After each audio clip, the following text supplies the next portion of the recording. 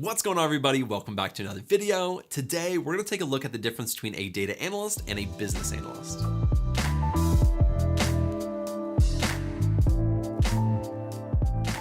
I think this one is a really good one to look at because honestly, sometimes there isn't much difference at some companies between a business analyst and a data analyst. And when people are trying to become a data analyst, I even recommend them sometimes applying to become a business analyst as well. So this is going to be a really good one to take a look at and really understand the differences between these two jobs. So let's not waste any more time. Let's jump on my screen and take a look. All right, so the first thing that we're going to take a look at is the responsibilities of a data analyst and a business analyst. Now let's get started with the data analyst.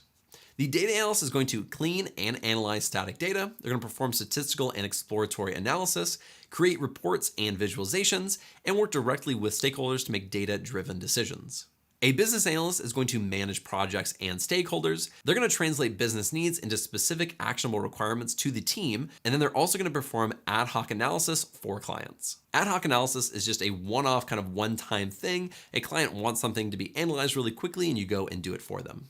Now, both these positions may work directly with stakeholders and clients, but honestly, the business analyst tends to work a lot more with them. Especially if a business analyst and a data analyst are working on the same team, the business analyst is usually the more client-facing analyst. A data analyst tends to do more technical work, so they're using a lot more databases, creating reports and visualizations, whereas a business analyst tends to not do as much of that. A business analyst's main focus is making sure that the team understands the requirements from the client, and they can also translate some of that because they should have some technical knowledge, so they can say, okay, here's what the client wants and here's how we can do it. Next, let's take a look at the technical skills needed to be a data analyst and a business analyst. For a data analyst, you're going to look at SQL, maybe a programming language like R and Python, and some specific packages and libraries that you might want to know are things like Pandas, Polars, NumPy, and Matplotlib. You're also going to need a data visualization tool like Power BI or Tableau. You'll of course need Excel, and you might need a cloud platform as well like AWS or Azure. And then lastly, you might need some type of statistical tool like SAS or SPSS. As a business analyst, you'll notice that this is a litlittle bit shorter. They definitely need to know SQL, Excel, and maybe Tableau and Power BI.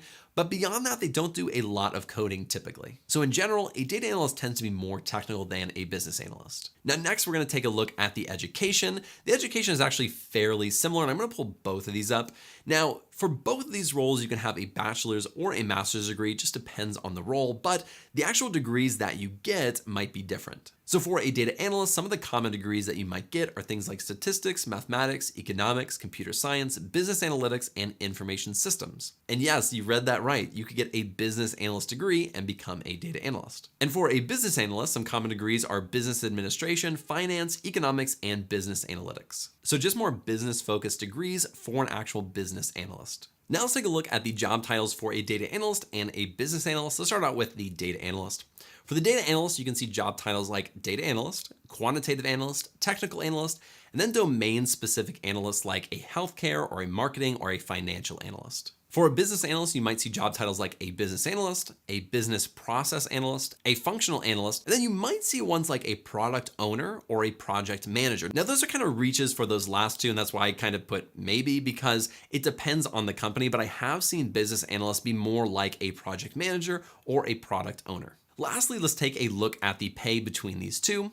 For a data analyst at the entry level, you look at $50,000 to $75,000, at the mid-level, $70,000 to $90,000, and at the senior level, $80,000 to $120,000. For a business analyst, you're looking at anywhere from $45,000 to $65,000 for an entry level, at the mid-level, anywhere from $60,000 to $80,000, and then at the senior level, $80,000 to $110,000. Now, of course, these are just averages. It definitely depends on where you live, what education you have, experience, and all those other things. But in general, these tend to be pretty accurate. Now, you'll notice that the data analyst makes a little bit more than a business analyst on average, but I have seen it where a business analyst does make more than the data analyst. It really just depends on the company.